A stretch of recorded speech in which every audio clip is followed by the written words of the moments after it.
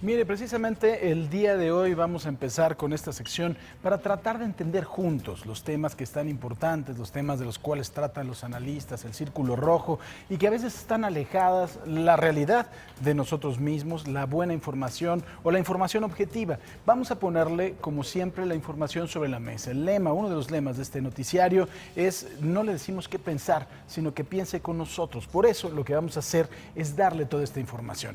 Mire, hoy el tema que ha sido reiterado por todos los analistas políticos, los activistas sociales, también los políticos en general, es la Ley de Seguridad Interior.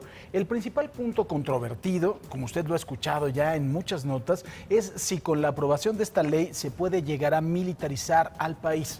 Vamos un poco a los antecedentes, si me lo permite. ¿Qué es lo que pasa cuando se empieza a salir totalmente de control la delincuencia? Es en el sexenio de Vicente Fox que, bueno, él lo que hace primero es pedirle al general secretario en aquella época de la Defensa Nacional, Ricardo Clemente Vega García, que quería utilizar al ejército mexicano para apoyar a los estados, a los municipios que tenían ya problemas de seguridad pública. El general, que conocía la prohibición expresa que actualmente existe en la Constitución, le dice que la única forma de sacar a la tropa a la calle es por una orden expresa firmada por el comandante en jefe de las Fuerzas Armadas, o sea, el presidente de la República. Fox dice que no quiere, que él no va a firmar esa orden, y entonces se empieza a sacar a la tropa, pero a regañadientes del propio ejército. En aquella época, el propio general secretario, Ricardo Clemente Vega García, nos explicaba a los medios de comunicación por qué no lo quería sacar. Número uno, porque se le expone a la tropa, cuando se sale de los cuarteles, se les puede exponer a la corrupción, que no es difícil, además de todo, sacar a los militares de los cuarteles, sino el problema es regresarlos, ¿no? ¿Qué es lo que ha pasado hasta el día de hoy? Y una de las cosas que más le preocupaba en aquel entonces al general Clemente Vega García era que finalmente el ejército es la última trinchera que tiene el país para defenderse ante cualquier cosa. Entonces, si ya falla, pues bueno, finalmente ya no tenemos a dónde acudir.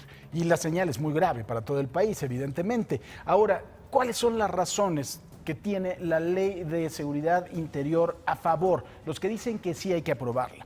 Pues bueno, obviamente, esto es precisamente lo que le acabo de explicar. ¿Cuáles son las razones de que no se sacara al ejército a la calle? Precisamente porque sacarlos es fácil, pero relativamente el problema es regresarlos a los cuarteles. ¿Por qué no sacar al ejército a la calle a hacer labores de seguridad pública? Porque es la última trinchera de defensa y si falla es muy grave la señal.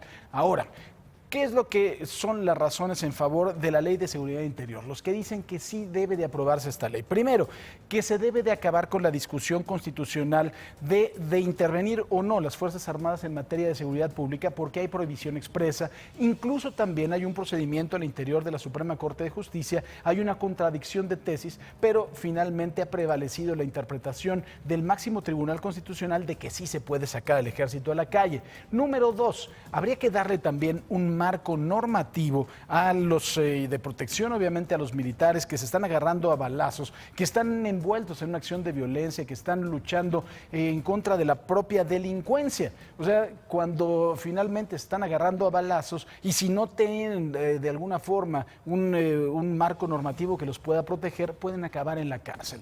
¿Cuáles son las razones que los luchadores o los protectores de los derechos humanos están aduciendo en contra de esta ley? Yo les voy a querer exponer las que ha dado Zeid Ra'ad al-Hussein, que es el alto comisionado de la ONU por los derechos humanos. Dice Emilio Gamboa que ya sabemos a quién obedece. A mí me parece que las razones que da son razones importantes y que se deberían de tomar en cuenta.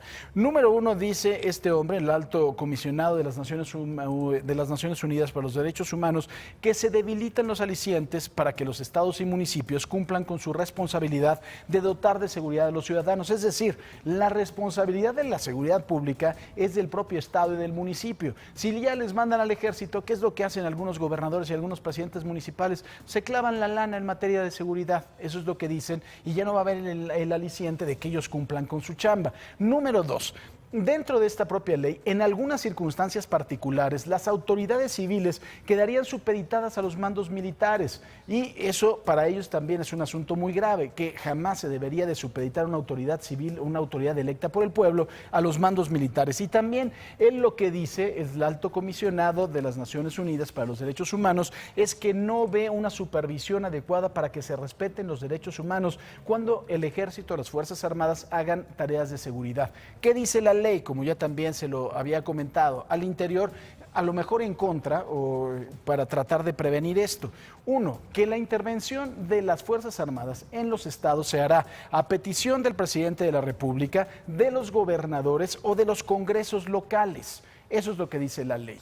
Y segundo, y más importante, dicen que no se puede por las Fuerzas Armadas reprimir cualquier tipo de manifestación pacífica. Esa es la situación, esos son los hechos. Ahora, ¿cuáles son algunos de los puntos más importantes que hemos visto durante estos 11 años que los soldados han estado en la calle? Llevan 11 años en labores de seguridad. La realidad es que no es que se vaya a sacar el ejército, es que ya están en la calle. ¿No? Otra de las cosas, por ejemplo, es que hay gobernadores que están en contra de la Ley de Seguridad Interior, el caso de Javier Corral, que es el gobernador de Chihuahua, pero el ejército sigue en su entidad haciendo labores de seguridad. Se necesita obviamente la ley con correcciones, quizá, y por otro lado, pues bueno, creo que se debe de adicionar. ¿Cuáles son algunos datos para que usted también pueda tomar alguna determinación o para que pueda tener una opinión al respecto? Al día de hoy, bueno, yo creo y vuelvo a lo mismo, necesitamos las conclusiones, o la conclusión es que sí se necesita esta ley, pero se necesita con algunas correcciones. Pero estos datos que le van a usted a dar información importante para que tenga una visión más objetiva y pueda tener una opinión. En 11 años, más o menos del 2006 a la fecha, la Sedena reporta 496 muertes desde el año 2006, como le decía.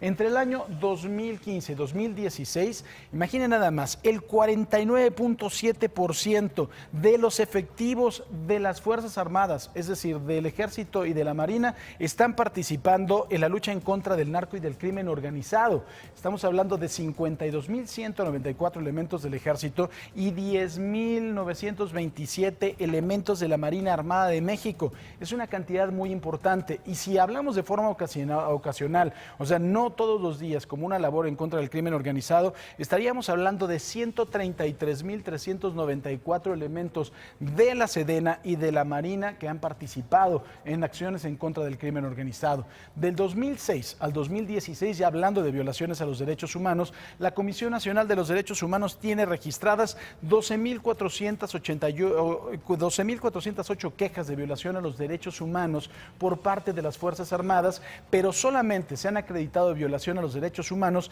en 4.372 casos. En cifras que son difíciles de confirmar, y usted lo sabe, se atribuye en 11 años de lucha en contra del crimen organizado más de 100.000 muertos y 30.000 desaparecidos.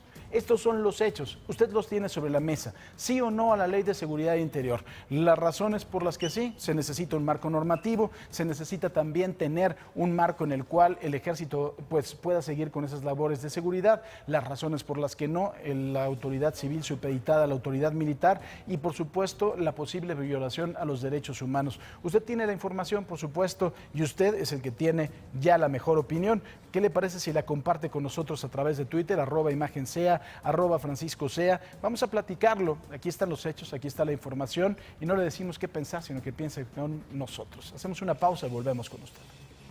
Imagen Noticias con Paco Sea, lunes a viernes 5:50 AM. Participa en Imagen Televisión.